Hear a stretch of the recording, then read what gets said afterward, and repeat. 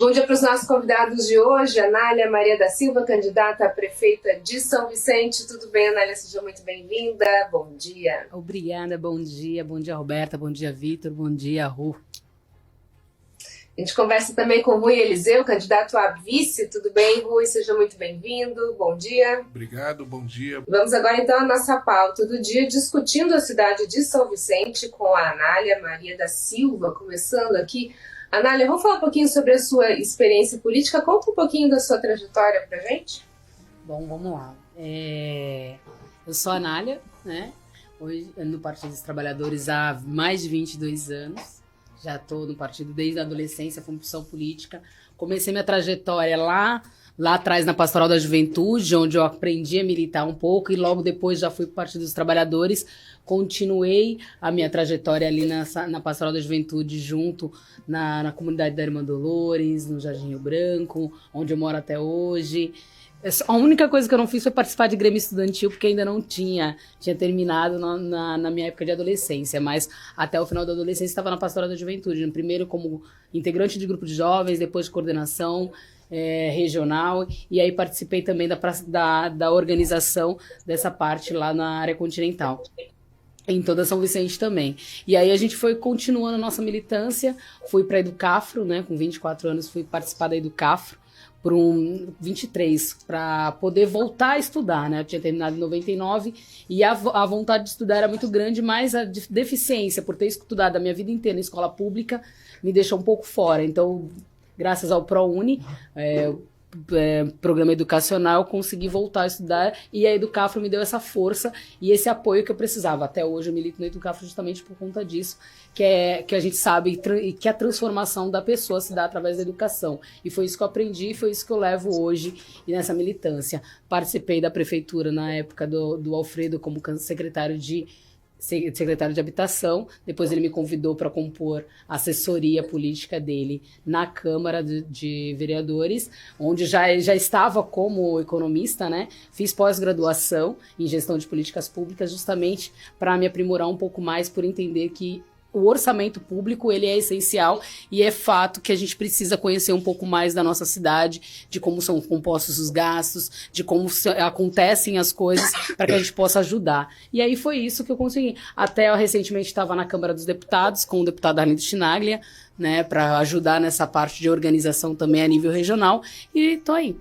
Agora é impossível, você falou da formação de economista, é impossível porque a gente vive um momento aí de pandemia e todo mundo fala das contas da prefeitura a partir do ano que vem, como é que fica. Esse ano é tudo muito difícil de saber qual é o real estágio, é um ano de eleição, é um ano onde está vindo recurso daqui, dali, emergencial e tal. Então, assim, ainda está tudo muito, muito nebuloso, muito turbulento. Agora, ano que vem a gente vai ter um choque de realidade quando vier realmente a nova condição econômica do município, que todo mundo imagina que vai ter sérias dificuldades.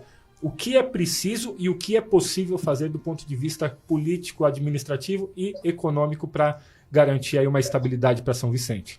Hoje nós temos grandes dificuldades já por conta da pandemia, a gente veio vendo isso. O único setor em São Vicente que continuou crescendo um pouquinho e mantendo os empregos, um saldo positivo de emprego, foi o comércio. Porque a gente sabe que o nosso comércio em São Vicente ele é muito pujante, e aí a prefeitura tomou medidas que não eram tão boas assim e abriu até o comércio antes mesmo do estado de São Paulo liberar. Eu acredito que ainda vai piorar bastante, pelo menos nesse ano, quando passar as eleições, que a gente sabe que vem uma segunda onda aí da Covid, e parece que em eleição não existe nada, só existe flores, e eu tenho certeza que vai ser muito pior para nós.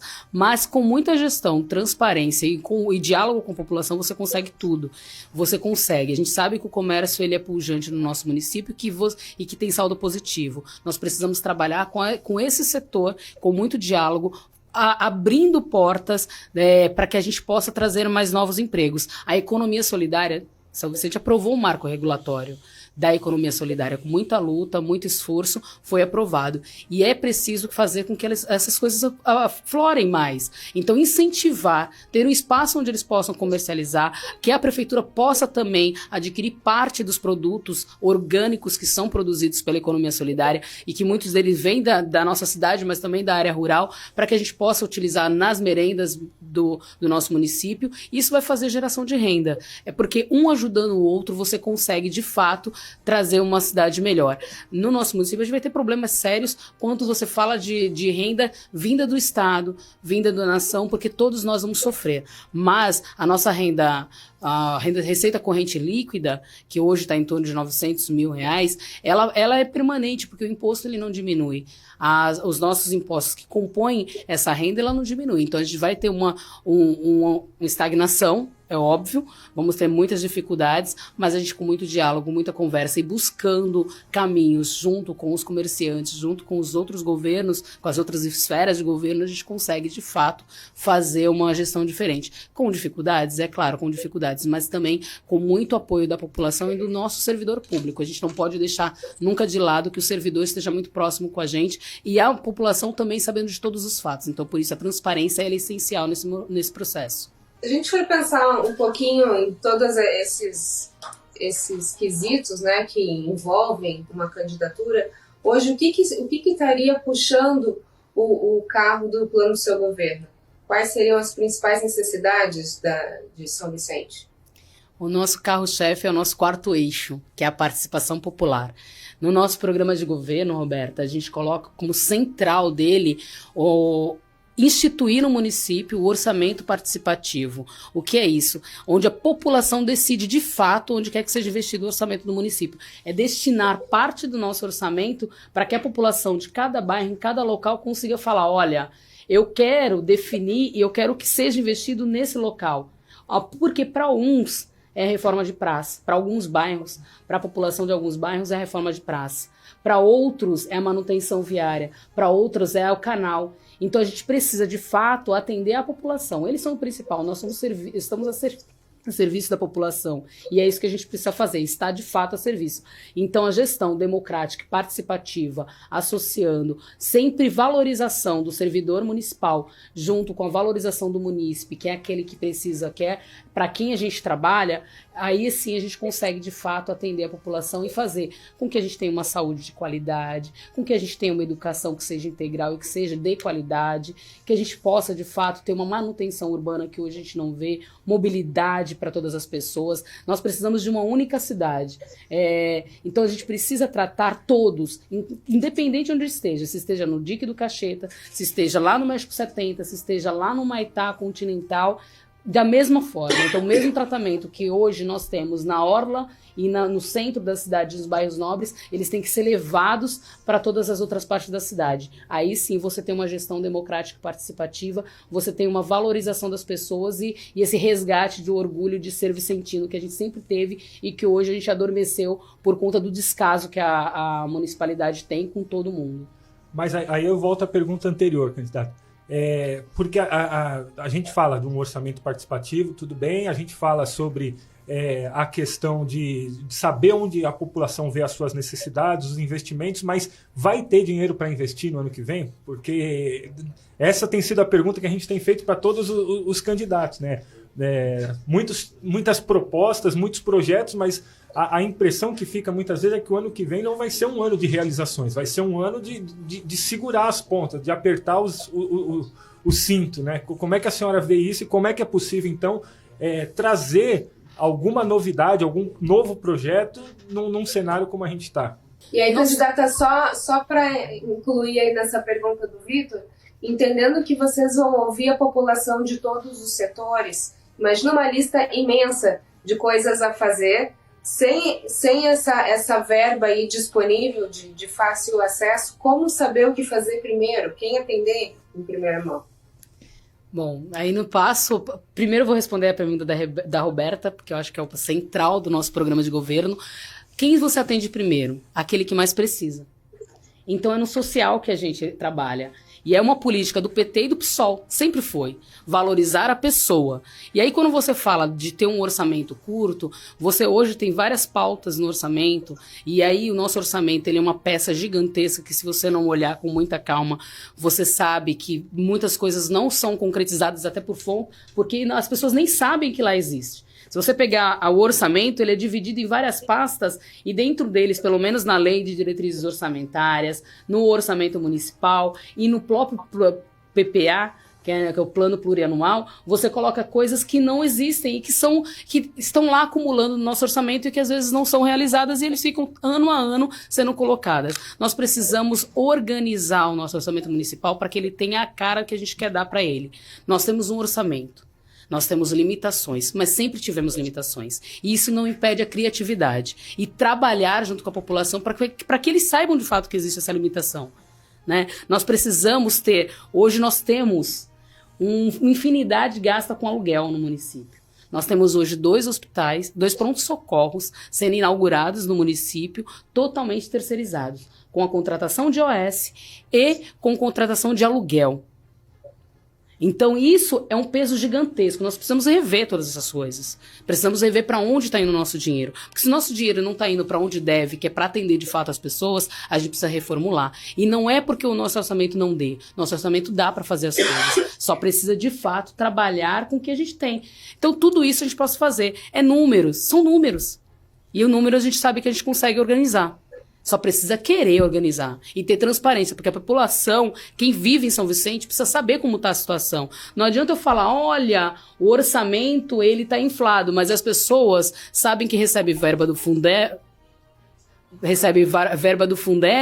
e não sabe para onde vai. A gente tem que falar para a pessoa, gente, olha, hoje a nossa verba do Fundeb, ela é gasta com o pessoal. Nós não conseguimos fazer a manutenção das escolas porque a gente não consegue organizar. A gente precisa organizar, precisa trazer as pessoas para trarem dentro das escolas e elas falarem assim, olha, a gente pode, junto com a comunidade, fazer as nossas reformas. A gente precisa organizar os nossos prédios. Hoje a gente tem uma desvalorização terrível e coloca as nossas crianças para estudar naqueles prédios totalmente caindo aos pedaços em muitos locais.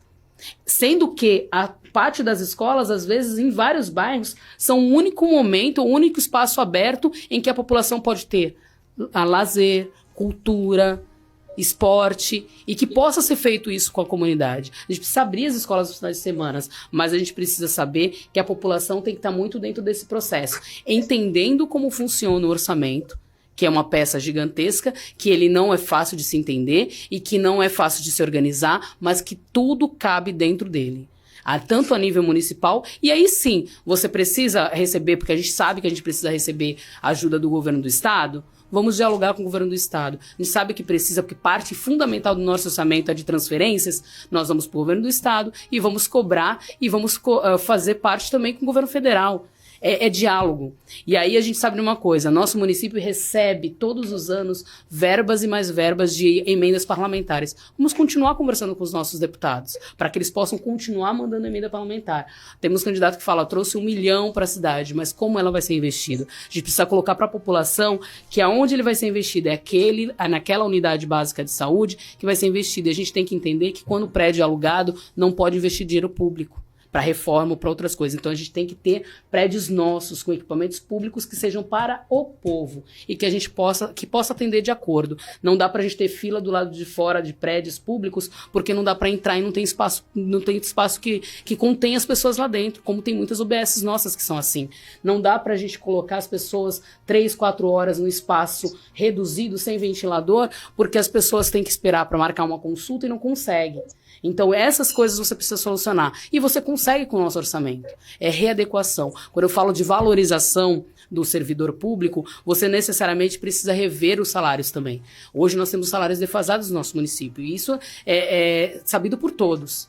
Nós precisamos rever e conversar para que seja adequado ao longo do tempo. Não é de uma vez só. Não é eu falar, eu vou fazer isso no primeiro ano. Até porque todo mundo sabe, e aí quem não sabe a gente explica, que o primeiro ano de governo de um mandato eleito, ele faz o orçamento do ano anterior. Porque quando a gente aprova o plano plurianual, que é o plano para os 4 anos de governo, são os 3 anos seguintes do seu governo e o primeiro do governo subsequente para que tenha continuidade nos projetos. E é isso que precisa ter. A gente não precisa ter projeto de poder, e sim projeto de governo. A gente precisa governar a cidade para a população e para quem trabalha nela também. É isso que a gente vai fazer. Aí tocou num assunto que eu quero dar uma... Não sei se tem mais alguma coisa dentro disso para falar, Roberto.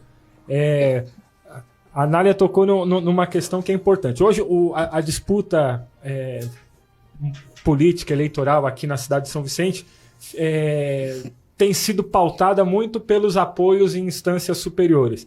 Então, de um lado fala, eu tenho entrada com o governo do estado, de outro lado fala, eu tenho entrada com o governo federal, outro fala, eu tenho entrada com os dois, e ao que a gente vê hoje, pelo menos numa leitura simplista, pura e simplesmente partidária, hoje o seu partido não tem entrada nem com o governo federal nem com o estado, e aí você está trazendo a proposta aí de dialogar, de conversar. Como é que isso seria possível? Chegar, senhora, na cadeira, ir até Brasília, ir até o Palácio dos Bandeirantes e pleitear isso? Como é que isso seria possível? Porque a gente vive num momento muito polarizado, né? Sim.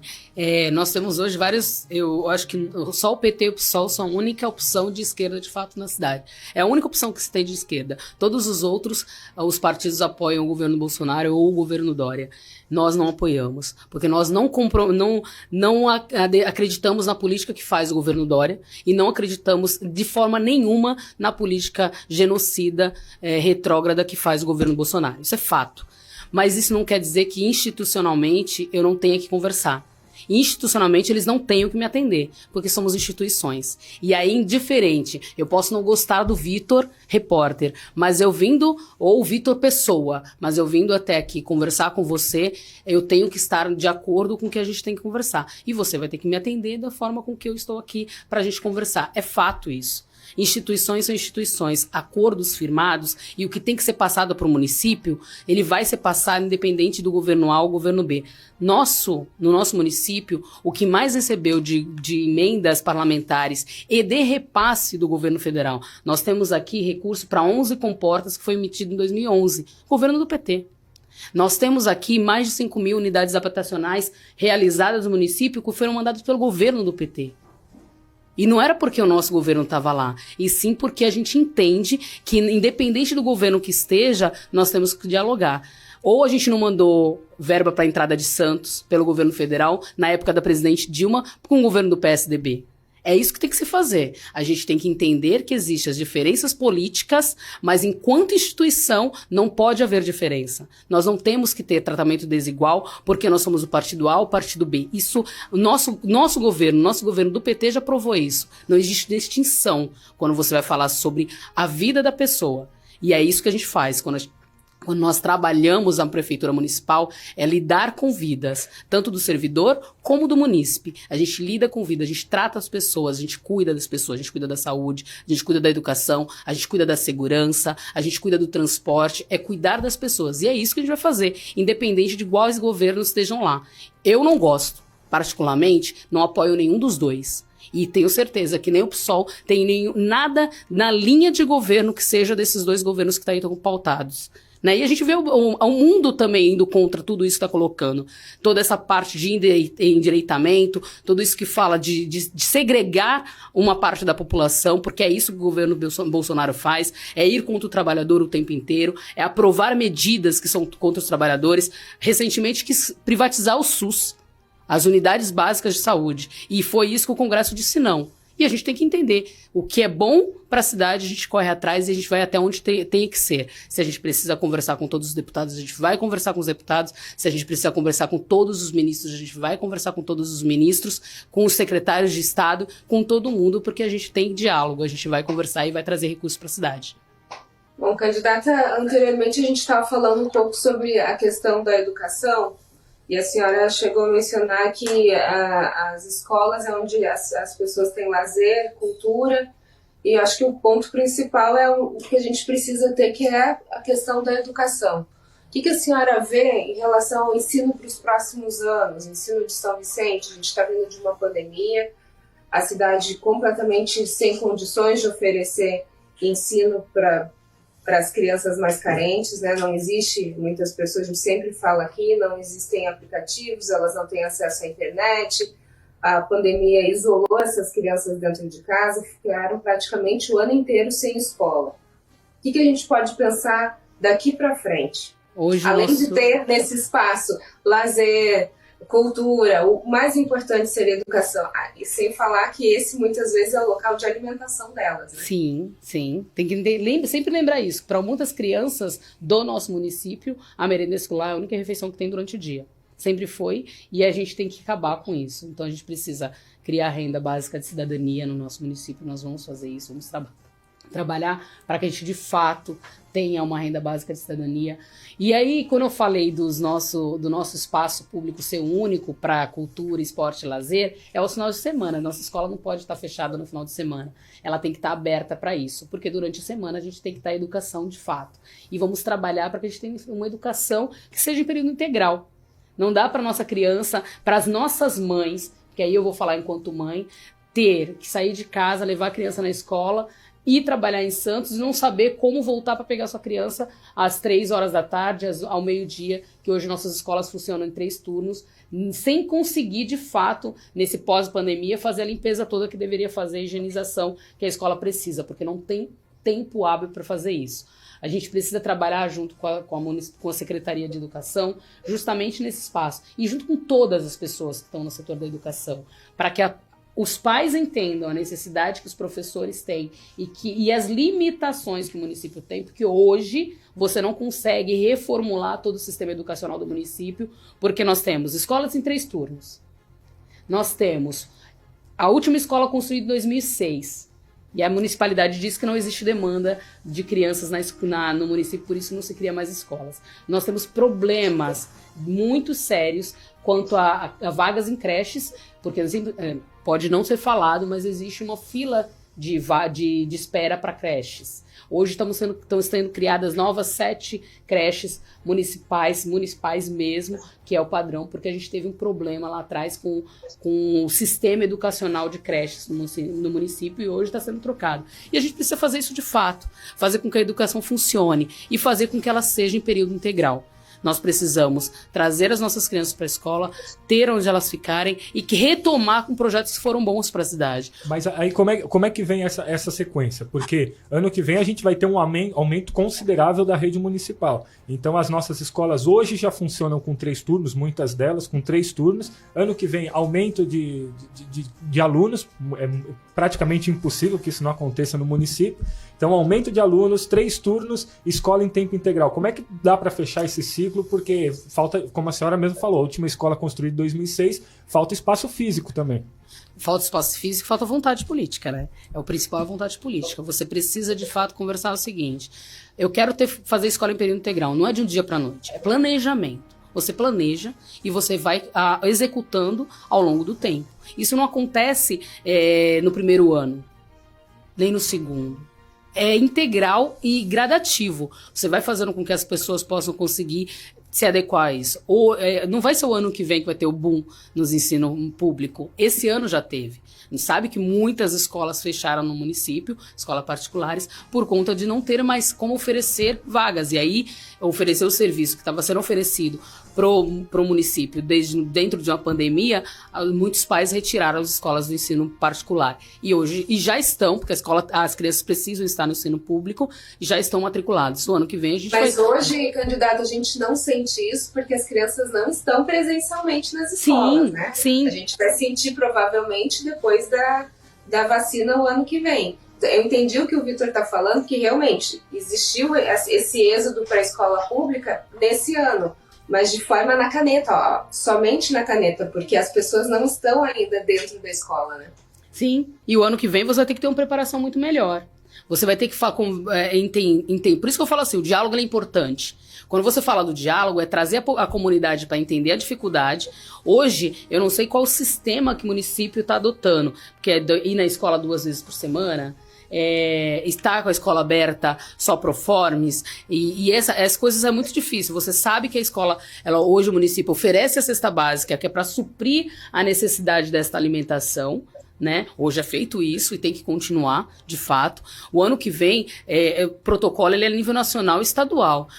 Nós vamos ter que estudar qual é a melhor forma de retorno às aulas e qual é a melhor forma de você ter todo mundo organizado dessa forma. Porque assim, a gente vai lá no período integral, ao longo do tempo, não é no primeiro ano. E como você vai receber? Você precisa estar lá para saber qual foi esse êxodo, né? Como foi essa inflar da educação pública. Hoje a gente não tem esses números.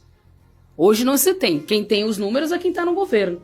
Quem tem o número de quantas crianças saiu do ensino particular para o público é quem está no governo, quem tem a máquina e quem sabe onde está organizado esses números. Nós não sabemos em quais locais isso aconteceu. A gente tem noção de que nas nossas periferias os números vão continuar os mesmos, porque as crianças continuam estudando em escola pública. Aqui no centro vai ter um boom muito grande. E aí a gente vai ter que se adequar. E como vai fazer essa adequação? É muito diálogo, é conversa, é trazer os diretores, professores, quem trabalha nas escolas, administrativo, para que a gente possa adequar a situação. Não existe milagre. Não existe como você falar assim, olha, o ano que vem, no primeiro ano, eu vou construir 10 escolas. Não é assim que funciona. O ano que vem, no primeiro ano, nós vamos criar mais 10 salas de aula. A gente sabe que quando cria sala de aula, que a gente divide no meio uma que tem na periferia. É assim que funciona aqui. A gente precisa adequar os nossos prédios, reformular os nossos prédios. Nós fizemos a pandemia inteira e nenhuma reforma foi feita nos nossos prédios públicos educacionais. Ficaram praticamente fechados. Nós poderíamos adequar já esse ano para o ano que vem, mas foi preferível ficar omisso, né? Então, o próximo governo, o nosso governo, nós estaremos lá, mas vamos construir as soluções juntos, porque a gente não espere que a gente vai conseguir voltar para a escola no primeiro mês do ano. Nós vamos voltar gradativamente, porque a pandemia ela não acabou. A pandemia ela não acabou. Então a gente não vai voltar, muito se engana que o ano que vem, acho que todo mundo pensa que o ano que virou o ano, deu 31 de dezembro de 2020, e 1º de janeiro o ano começa como começou 2019, sem nada. E não é assim. A gente está vendo que as coisas não estão acontecendo dessa forma. Fora do Brasil, na Europa, já começou uma segunda onda. A gente precisa cuidar da saúde, precisa cuidar da assistência e precisa cuidar da educação integralmente. Você precisa estar muito próximo a essas políticas transversais, para que a gente consiga, de fato, ter um atendimento bom para a pessoa. E aí você consegue atender todo mundo e claro, vamos adequar os nossos prédios? Vamos adequar os nossos prédios. Mas de que forma a gente precisa organizar? Porque da forma que está, não dá para ficar. Agora, Anália, pensando nessa organização, eu entendo que tem que ter um planejamento, realmente não existe uma varinha mágica, apesar de alguns candidatos acharem que sim. A gente sabe que esse vai ser um período muito difícil, esse próximo ano. E aí, falando em relação a isso que a gente está nesse ponto da educação, a gente teve uma defasagem educacional muito grande no ano de 2020, em todas as séries, sem exceção. Então, como que a gente conseguiria, dentro desse planejamento, o carro está andando, não dá para parar, ficar planejando, esperar acontecer, esperar vir a vacina e executar. Precisa se planejar e executar simultaneamente, pelo menos para tampar buraco, né? Nesse momento em que está sendo planejada, então, essa educação integral lá na frente, como é que a gente pode ajudar esses alunos que tiveram essa defasagem? A gente vai ter que ter praticamente 2 anos em um, sem ter espaço e sem ter condições físicas para esses alunos estarem na escola. Eu acho que esse vai ser um dos maiores desafios. Sim. Eu tenho um filho em alfabetização. Eu sei o que todas as nossas mães estão passando em casa, porque eu estou alfabetizando em casa meu filho de 6 anos, que é a fase que ele está lá aprendendo tudo que tem que aprender. E eu vejo completamente a diferença do meu de 9, que estava em alfabetização na escola, e vejo a dificuldade que o meu mais novo tem hoje de aprender e de conseguir associar. Até porque você está em casa, é muita brincadeira. Mas também nós vimos a importância que os pais têm no processo educacional. Isso foi fato. Foi fato que a gente conseguiu perceber, até o pai e a mãe conseguiu perceber a sua responsabilidade no processo educacional, em auxiliar a professora, porque você tem que buscar o material, você tem que estar do lado dos nossos alunos, você tem que ajudar, independente do horário, mas você tem que estar lá sentado do lado para que ele possa fazer de fato as suas lições. E assim, é dessa forma que a gente vai trabalhar. Vamos conseguir fazer as coisas? Vamos adequar? Vamos adequar. É com o carro andando mesmo que a gente faz, porque a gente não consegue parar. As nossas crianças não podem parar. E se a gente tem que começar o ano fazendo uma revisão de todo este ano perdido, a gente vai fazer isso. Porque é preciso. Não dá pra gente nivelar pelo alto. Ou a gente esquece um ano perdido e joga todas as pessoas no mesmo bolo, e o que não aprendeu a gente esquece que não aprendeu, e são coisas essenciais para aprender, ou a gente faz uma revisão e vai complementar. Os nossos professores são capacitados para isso. eles conseguem organizar e adequar dentro do nosso processo, porque estão fazendo isso. Tiveram que, em um mês, aprender a tecnologia, mexer em tecnologia, a organizar a aula virtual, a se doar em tempo integral para a escola, e os nossos professores conseguem. E vamos juntos fazer a diferença na educação. Nós precisamos entender que o processo ele não será fácil de forma nenhuma, mas com muito diálogo, tanto com a comunidade, como com os nossos professores e diretores, como já vem sendo feito a doação do professor e dos pais, isso a gente consegue organizar. E a gente vai organizar. Entendeu? É difícil, óbvio que é difícil. Não é fácil você falar que em um ano você vai aprender todo o histórico de 2 anos, mas a gente vai ter que se organizar para que isso aconteça. Como vai acontecer, a gente vai saber o ano que vem. Esse ano a gente não consegue saber. Esse ano a gente está ainda conseguindo entender o processo que é a aula virtual. Mas nós precisamos aqui agora, a partir de tudo que a gente aprendeu esse ano, dotar as nossas escolas de internet, para que as nossas crianças possam ter pelo menos um lugar onde estudar. Se a gente vai ter aula meio virtual, meio presencial, porque a gente pode correr isso ainda. As crianças precisam estar na escola, no espaço adequado, para que elas, nem que seja o pátio da escola, que é o lugar maior que a gente tem, para que elas possam usar a internet na escola. E aí elas consigam, com monitoramento, com tudo que é preciso, fazer a sua lição. Isso vai ter que ser feito, né? Eu trabalho na Educafro, dou aula na Educafro há mais de 10 anos. E a gente sabe como é difícil. Quando nossos jovens chegam da escola pública com a defasagem toda, e aí tentam aprender todo o conhecimento em um ano, porque é isso que a gente faz, tentar passar. E a gente consegue. Eles saem de lá passando os vestibulares. Eles saem de lá, assim como eu, passando no ProUni 100% e conseguindo se formar.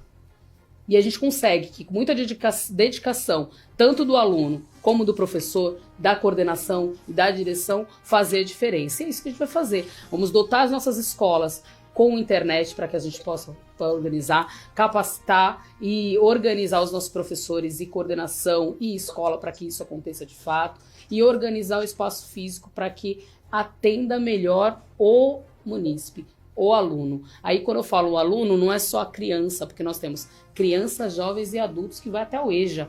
A gente não pode esquecer deles. São parte fundamental e eles buscam isso no nosso município. A gente precisa fazer. Então a gente vai ter que fazer de uma forma integral. E é tudo com o carro andando. É organizar as coisas, mas principalmente, você citou numa coisa que é muito importante. Nossos alunos, às vezes, não têm internet em casa, celular em casa para baixar aplicativo, não tem como organizar, porque às vezes não conseguem, a não ser baixar o jogo. Porque se você perguntar para muitos jovens nossos, você tem e-mail? Ele não vai responder, ele vai falar que não, porque não sabe nem que para acessar o celular precisa ter o e-mail. Então você precisa organizar para isso. Nós temos castelinhos que foram criados na nossa escola, que era São Vicente Digital, na escola, na cidade inteira. Hoje nenhum funciona. Nós precisamos fazer com que eles voltem a funcionar. E o ano que vem isso vai ser essencial. Dotar a escola com computadores. A gente está em pleno século XXI, é impossível a gente não conseguir fazer isso. De ter na escola lugares onde as crianças, jovens e adultos possam estudar e possam desenvolver suas tarefas. Se eu não consigo fazer em casa porque eu não tenho Wi-Fi em casa, eu não tenho internet, banda larga, ou meu pacote de dados acabou, eu preciso de fato ter isso dentro do município. Gente, é fato. Se eu preciso que ele aprenda e eu preciso que a escola favoreça, vamos todos juntos favorecer. O espaço estará aberto em todos os horários, inclusive aos finais de semana, para que isso possa acontecer. Hoje nosso bate-papo é com a Anália Maria da Silva, candidata a prefeita de São Vicente, com o Rui Eliseu, candidato a vice. Deixa eu conversar um pouquinho agora com o Rui. Rui, conta pra gente o que vocês têm em relação então a projetos de assistência social, que se pensa nesse período tão difícil que a gente está chegando agora, que eu acho que essa questão da assistência social vai ser um dos pontos mais importantes, né, de qualquer governo que seja. Toda fala da Anália até agora, até esse momento, pulsou muito sobre a questão do diálogo. E falando de assistência social, é falar de humanidade, né? É falar de igualdade. Ontem nós estivemos percorrendo a pé grande parte do bairro da Fazendinha, no distrito da área continental, e nós podemos ver ali a grande realidade da cidade de São Vicente, que é uma patente desigualdade, uma desigualdade muito grande. Eu não posso deixar de dizer que enquanto candidatos falam sobre as belezas da cidade, e é fato, mas falam de quase uma Dubai demonstrada na cidade de São Vicente, a gente sabe que isso é exatamente o contrário. A desigualdade é muito grande, falta de saneamento básico, falta de elementos básicos ali, iluminação, e um bairro que, embora falam que tenha 5 mil famílias, a Fazendinha, eu acredito que tenha, ali não 25 mil pessoas, se a gente for dizer que tem 5 pessoas por família, mas no mínimo ali uns 30 mil ou mais habitantes daquela paragem lá vicentina tão esquecida. Então, o governo, a coligação PT e PSOL, futuro de São Vicente é a gente quem faz, ela está pautada na igualdade, num governo igualitário, um governo para uma cidade somente, só para uma cidade, englobando a área continental, a área insular, e não fugindo do fator humano. Eu não posso deixar de dizer aqui que muitos segmentos colocam a esquerda, colocam os progressistas como avessos à ideia de Deus ou à ideia da prioridade, da questão divina, mas eu gostaria de pontuar aqui exatamente o contrário. Se a gente for colocar aqui o exemplo do Nazareno, o exemplo de Jesus Cristo, por exemplo, eu não posso deixar de falar, é exatamente o contrário, porque ele priorizou vidas, ele priorizou seres humanos, ele não priorizou, por exemplo, elementos de adoração, elementos eclesiásticos, mas ele priorizou tão somente o ser humano. Então, se a gente for analisar esse elemento tão patente, a gente vai saber que os progressistas, a esquerda, e principalmente o PSOL e o PT aqui nessa empreitada, nessa batalha, nessa luta, nessa peleja, que se disponibilizar para governar São Vicente, é para dar um basta na desumanidade, ou pelo menos os primeiros passos para que a gente possa alcançar uma São Vicente mais justa, mais digna. Ontem, por exemplo, e a assistência social, ela é fundamental. Uma gestão onde chame o cidadão, o morador das comunidades, dos diques, das favelas, das quebradas, para conversar, é fundamental. Eu costumo dizer nas minhas falas que os moradores, os cidadãos, os vicentinos dessas áreas, eles são praticamente invisíveis diante de todas as gestões desse grupo político que está aí há tanto tempo, quase 3 décadas. É inegável que eles têm sido tratados com indiferença, com desdém, e a prioridade da coligação PT-PSOL é justamente trazer uma igualdade para São Vicente, de modo que, pelo diálogo, por ouvir, né, as pessoas, a gente possa tomar conhecimento das reais demandas. Ora, se o morador do Dique das Cachetas, ele mora nas Cachetas, ele sabe dos problemas, ninguém melhor do que ele para dizer, olha, a nossa maior demanda, mais urgente, a gente precisa de muitas coisas, mas a mais urgente realmente é esta aqui, ó, enchentes. Então a gente tem que disponibilizar a nossa atenção ouvindo esse morador.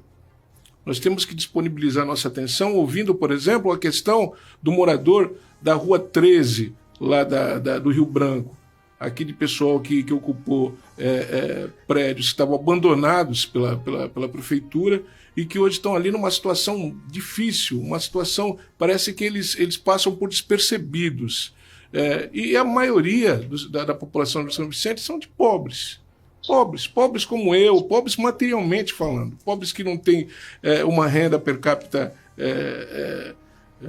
razoável, é muito baixa, pobres que não têm acesso às coisas básicas do convívio da sociedade, à internet, a uma alimentação, a uma questão de educação, a transportes, a saúde. Então, a assistência social ela é fundamental. Eu vou fazer um gancho aqui na questão da segurança, por exemplo, que tem a ver também com assistência social. Muitas pessoas acham que a segurança pública ela é inerente ao Estado. Ora, institucionalmente falando, legalmente falando, a segurança pública ela é a polícia, ela é do Estado, ela é do governador. Mas a cidade é do prefeito, é da prefeita. Ou seja, a polícia, embora ela seja do governador, ela tem que trabalhar no desenho projetado pela prefeitura, pela gestão municipal. Então, eu digo para vocês o seguinte, tratar o cidadão com igualdade é bem simples, é prático. É você ouvir o que acontece nos guetos, nos becos, nas vielas dos diques de São Vicente. Ontem fez um ano de uma chacina acontecida na Cacheta, no dique das Cachetas, onde uma incursão do BAEP de Santos entrou e ceifou a vida de 4 jovens. 4 jovens, 3 deles não tinham nenhuma passagem policial. O outro tinha uma passagem, mas não devia nada para a justiça, em situações suspeitas, situações muito estranhas, e todos sabem o que aconteceu. Existe um inquérito policial na 2ª Vara Criminal de São Vicente, eu estou atuando lá para algumas famílias, e nós sabemos o que aconteceu ali. A polícia ela não pode rasgar a Constituição, ela tem que defender o cidadão. Nós devemos ter uma segurança em São Vicente, eu costumo dizer, de modo que 6 horas da manhã um vicentino não seja morto no ponto de ônibus indo para o trabalho, e ao mesmo tempo que meio-dia, do mesmo dia, o vicentino não tem o seu filho executado dentro de uma favela. Isso é fato. As pessoas que, logicamente não é um discurso muito simpático, as pessoas quando elas atacam esse tipo de discurso, dizendo que a gente está atirando pedras, por exemplo, na segurança pública e na polícia, elas não sabem que é exatamente o contrário. São Vicente tem 3 conselhos de segurança, 3 consegues. 2, um na área continental e 2 na área insular. Muito bem.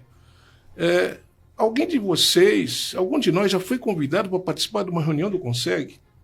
Olha, eu arrisco dizer que nunca, jamais. É como se fosse blindado. O Conseg, ele é para ouvir o cidadão, ele é para aproximar o cidadão da polícia, ele é para ouvir o cidadão na questão das demandas de segurança. Então, de repente, o vicentino ele precisa ser defendido da criminalidade e precisa ser defendido da criminalidade fardada. O bom policial, o policial correto, que defende a sociedade, que serve e protege, ele tem que ser indiscutivelmente enaltecido, ele tem que ser elogiado e ele tem que ser apoiado. Agora, o fascismo institucional que tem acontecido em São Vicente, ele precisa terminar, ele precisa cessar.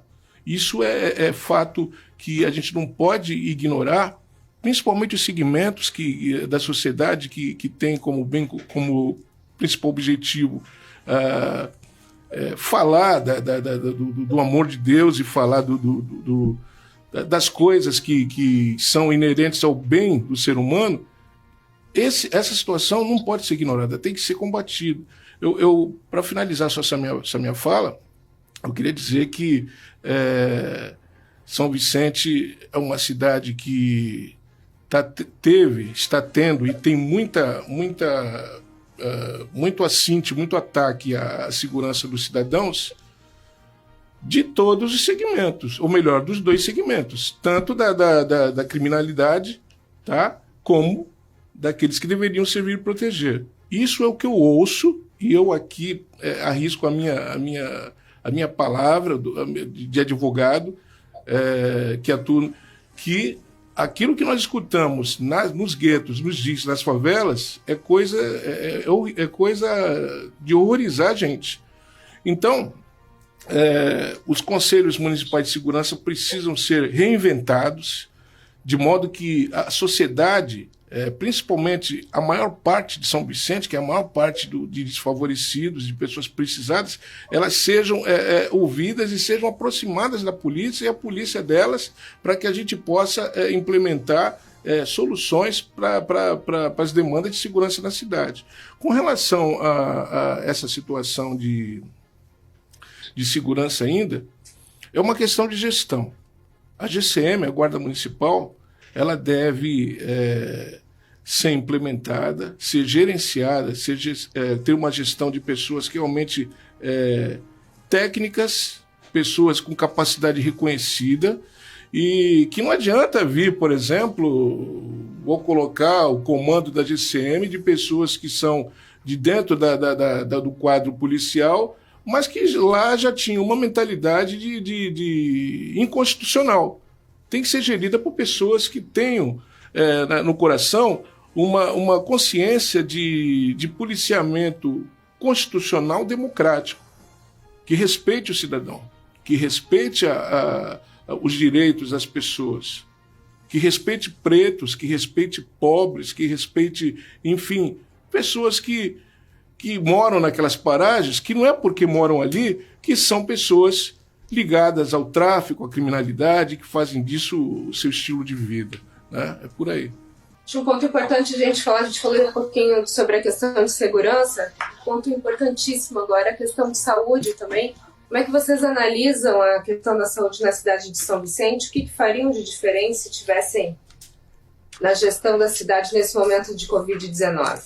Nós temos que fazer aquilo que a gente vem falando, que o Rui, eu acho que colocou agora muito bem, que é a eficiência e democratização na gestão do SUS, né? Valorização, insistir na valorização do SUS, porque é um projeto nosso, é aquele que atende a todas as pessoas. Nós temos que fazer uma participação do servidor e do munícipe decidindo os rumos da saúde de São Vicente. Nós precisamos parar de querer achar que a solução ela tem que vir de cima para baixo. A gestão, ela de fato, ela tem que vir de baixo. É de quem porque assim, a gente fala,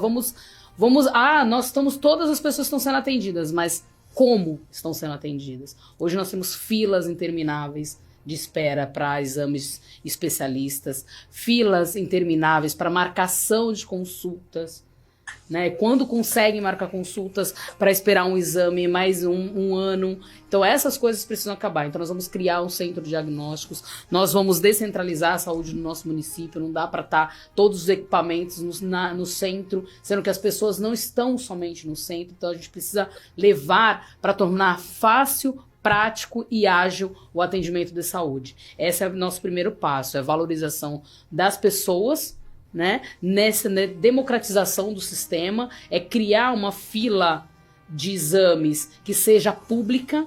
Então você tá lá, você vai saber aonde você vai estar na colocação quando você pedir o seu exame, para que a gente não tenha esse jeitinho brasileiro que sempre existe, que a gente sabe que existe. Então isso não vai estar acontecendo. Vamos formar um centro municipal de diagnósticos para que a gente possa dar o resultado mais fácil.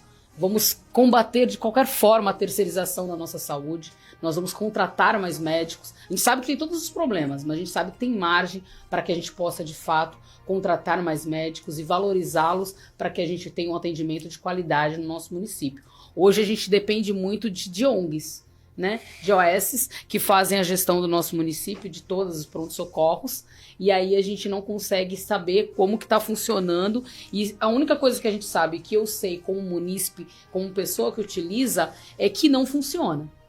Que quando você vai atrás de um médico, você fica esperando e não funciona. Que o Hospital do Maitá não funciona. Que o CREI, a gente tem toda a aversão que todo munícipe tem ao CREI por conta da forma com que sempre foi tratado. E não é o trabalhador, e sim a forma com que ele é gerido, a forma com que foi imposto para o pessoal que está lá, o funcionamento dele. Então essas coisas precisam melhorar. Precisa melhorar para quem trabalha e precisa melhorar para quem é atendido, de uma forma geral. Padronizar protocolos, ter realmente organizado, todo mundo ter a transparência. Hoje nós temos portal de transparente, mas se você for procurar os dados, você não consegue encontrar. O munícipe, quem precisa saber das coisas, não sabe. Não tem como encontrar os dados no nosso portal da transparência do município. Então nós vamos padronizar os protocolos, filas de especialistas, filas de exames que precisam ser marcados, criando um centro de diagnóstico, trazendo a população para mais próximo de nós e dando uma resposta muito mais rápida, que é isso que precisa hoje.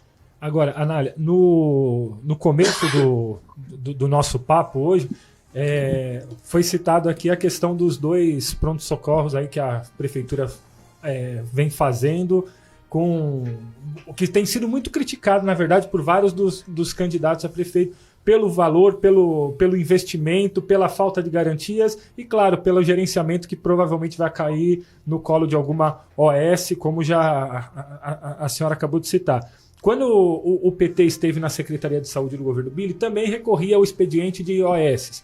Então, assim, são 2 perguntas. Primeiro, os 2 prontos-socorros, na sua visão, tem que ser extirpados, tem que cortar essa negociação, romper contrato que já tiver assinado, ou dá para dar uma ajustada? E o segundo, o uso de OS no governo. Como é que seria para trazer mais transparência e, claro, para trazer um serviço de qualidade para a população, que a gente sabe que muitas vezes o serviço de uma OS não se compara a um serviço público, muitas vezes. Vamos lá. A gente sabe quando a gente quebra um contrato de uma hora para outra, acontece o que aconteceu em São Vicente com as unidades habitacionais. Elas param, a gente tem problemas no município e eles demoram muito tempo para serem resolvidos ou não são resolvidos. Isso aconteceu no começo da gestão do governo Billy, quando ele resolveu quebrar o vínculo com várias empresas que construíam habitação no nosso município ou várias empresas que faziam a construção de algumas outras coisas, reformas, e a gente vê as unidades do Rio Branco lá hoje sendo ocupadas de forma organizada, hoje é organizada, mas foram ocupadas porque não tinham, ficaram 4, 5, 6 anos paradas e nem essa gestão começou a reforma que deveria ser feita. Prédios já levantados, organização que estava lá para atender pessoas, moradores que estão em todos os lugares. Quando você fala da saúde, é a mesma coisa, então você precisa adequar. Você não pode chegar e quebrar todos os vínculos no primeiro momento, porque isso vai gerar um problema muito sério para o nosso município. Você tem palavras, você tem assinaturas, tanto um quanto o outro precisam cumprir algumas coisas que você promete, né? A municipalidade foi lá e assinou uma canetada, de que forma a gente não sabe, nem por quanto tempo, porque a mesma coisa que aconteceu no hospital de campanha do Jardim Rio Branco, que a gente funcionou, o telhado caiu mais de não sei quantas mil vezes, você contratou um AS, colocou lá dentro, geriu, a gente não sabe quanto tempo funcionou, porque eu moro próximo, só no Vendaval Esquideiro foram 3 vezes que o telhado caiu em cima do pronto-socorro, e se a gente não sabe se tinha gente lá dentro, se não tinha, e como funcionou, e se funcionou, a gente só sabe que foi pago. A forma de gestão e a forma com que o trabalho, como ele é desenvolvido, se ele for feito de forma regular e adequada, não da forma com que é feita hoje, a gente vai conseguir organizar para que seja feita de forma que atenda de fato a população. Esse é o primeiro passo. A gente tem que organizar. O prédio hoje está montado. A gente não sabe como que é feito esses vínculos de uma empresa compra um terreno, constrói um prédio somente para alugar para a prefeitura.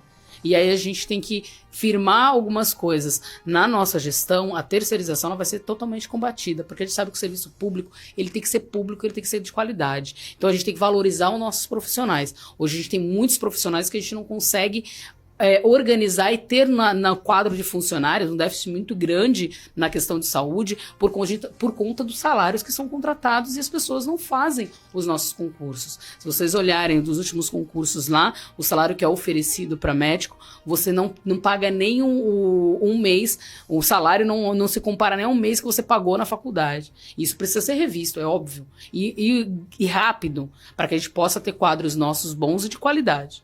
E aí a gente consegue organizar. Fechar o vínculo no primeiro ano não dá, porque a gente vai criar um problema gigante no nosso município, né? E aí a gente precisa organizar, a gente precisa fazer as coisas acontecerem para que elas possam de fato acontecer. Hoje a gente já tem OS contratadas para isso, porque já era para ter sido inaugurada agora, o prazo era novembro, e quando você vai inaugurar um pronto-socorros em novembro, o pessoal já está contratado ou não. E aí você vai fazer o que com esses trabalhadores todos que já estão contratados para trabalhar num pronto-socorro no município? Jogar todo mundo fora, como fez o Márcio França com o Hospital São José? É impossível. Então você precisa adequar para que eles possam, ao longo do tempo, fazerem os concursos públicos que serão abertos pela nossa gestão e eles possam estar no nosso município e a gente conseguir, de fato, mudar essa gestão toda. Só para falar, enquanto nós estivemos na frente da Secretaria de Saúde, nós conseguimos verba para 3 UPAs. Não foram construídas.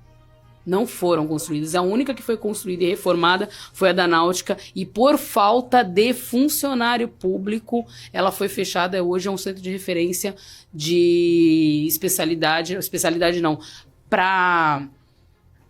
é um centro de referência, acho que de CRIS, né, que eu chamo de CRIS aqui, ou ser na Náutica. Ele é o único que está funcionando, a única UPA que realmente foi reformada e que não funciona como UPA. Nós tínhamos valores para isso. A gente precisa organizar, nós temos vínculos, a gente precisa só fazer as coisas funcionarem de fato como tem que fazer. Não dá para a gente achar que terceirizar é a melhor forma. Né? Nós temos... O município, se você buscar hoje o valor que é gasto com aluguel, é absurdo. O centro de especialidades é alugado. O prédio onde está o CAN 2, que é o Centro Administrativo Municipal, é alugado. O lugar que foi para o AME é alugado, sendo que a gente tem espaço público no Jardim Rio Branco, que foi doado para o AME de São Vicente e não foi construído lá. Por que não foi construído? Entendeu? Você tem espaço público para construir e você não constrói e prefere que uma empresa pública, empresa privada construa e você alugue por tantos e tantos anos. Isso é inadmissível. A gente precisa que o nosso dinheiro, que já é escasso, esteja à disposição da população e esteja sendo colocado realmente à disposição da população. E quando eu falo a população, o servidor também é assim. Então não dá para eu pagar um valor muito mais alto para um trabalhador de OS do que eu pago para o meu próprio funcionário dentro da saúde. Então eu tenho que valorizar quem está comigo, quem é aquele que faz as políticas serem desenvolvidas. Hoje a gente fala da valorização do servidor num processo que estão tentando tirar a estabilidade do servidor. A estabilidade ela não serve pro servidor. A estabilidade é para a pessoa que é atendida. Porque quando eu tenho uma estabilidade no serviço público, eu vou saber que aquele meus tratamento ou meu atendimento, ele não vai parar em 2, 3 anos, que é o contrato que você vai ter com a prefeitura. E sim, ele vai perdurar durante todo o tempo que o servidor estiver lá. E é isso que a gente vai fazer. Fazer com que seja de qualidade, que seja bom e que... combatendo qualquer tipo de terceirização, mas não é mandando todo mundo embora no primeiro ano, é gradativo, fazendo com que eles entrem para o quadro de funcionários para que aí a gente possa, de fato, organizar uma saúde pública num padrão que a gente já sabe, que o SUS é o melhor padrão de saúde que existe no mundo. Em qualquer lugar do Brasil que você estiver, você vai ser atendido. Em qualquer lugar, você pode ir para qualquer lugar do mundo e você não tem esse padrão de atendimento. Você aqui tem. Você tem exames, você tem consultas, você tem internações, você tem operações, tudo feito pelo SUS. Os melhores hospitais são SUS. A gente sabe disso. E aí a gente precisa fazer com que as coisas... funcionar, né? Sim, é isso que eu ia falar. Era isso que eu ia falar agora. Mas nós temos bons hospitais que funcionam. Por exemplo, você vai falar que o INCOR ou outros hospital do câncer que tem vagas do SUS não funciona como deveria. Meu tio ficou internado no Hospital do Câncer com vaga do SUS. Maravilhoso atendimento. Entendeu? SUS. E aí, assim, a gente tem que fazer com que o nosso serviço seja bom. Porque existe verba para isso. Nós temos verba constitucional. Tudo bem que o Temer congelou durante 20 anos as verbas que são para todo esse tipo de assistência. Educação, saúde e assistência social. Mas mesmo assim, nós temos uma verba constitucional que é da saúde e educação. Precisam estar à disposição do SUS. Isso é a primeira coisa. Por exemplo, nós temos que criar aqui no município aquilo que a Thelma criou em Santos quando foi prefeita. Vamos transformar as nossas UBS em policlínicas. Hoje você chega na UBS, que quase todas são ESFs no nosso município, e você só tem um médico generalista. Nós temos que ter dentistas, nós temos que ter pediatras, nós temos que ter os generalistas, nós temos que ter ginecologista, que hoje a gente não tem. E precisa estar à disposição da população. Isso é saúde pública. E a saúde pública tem que ser de qualidade. Nós temos o Centro de Referência da Mulher, que quando eu estava grávida do meu primeiro filho, eu fiz todo o meu pré-natal lá e era excelente, maravilhoso. Hoje já não funciona como deveria. Nós temos o Centro de Atenção para Adolescentes, que é da saúde, que tinha ginecologista voltado para as adolescentes e para atendimento delas. Hoje não existe mais. A gente precisa fazer o que é bom, tem que funcionar. E a gente tem que fazer com que ele funcione. Candidata, gostaria de agradecer a presença de vocês, Anália, Rui. Desculpa interromper, que a gente já estourou 7 minutos aqui do nosso programa. Desculpa, Leandro, prometo não fazer isso de novo. Desejar a vocês aí muita saúde e sucesso aí dessa empreitada, essa semana ainda intensa que vem pela frente. Muito obrigada. Obrigada, Roberta. Obrigado, Vitor. Obrigado, meninos da produção. Obrigada a todo mundo que está nos ouvindo. Espero que tenha sido bom para vocês, assim como foi para mim. Eu já falei que vou me tornar radialista qualquer dia, porque eu adoro esse clima de rádio, né? Não gosto muito da TV, mas da rádio é muito bom. E eu me sinto muito bem aqui, então foi muito bom para mim. E tenho certeza que para o Rui também está passando um pouquinho do que nós somos, porque a nossa verdade somos nós, fazendo essa parte de mostrar o nosso programa de governo que foi construído por você também. Então, nas próximas eleições, vote 13. Muito obrigada. Obrigada, Rui. Obrigada, Vitor. Obrigada, Leandro. Parabéns a vocês. A gente se vê amanhã, se Deus quiser. Um abraço.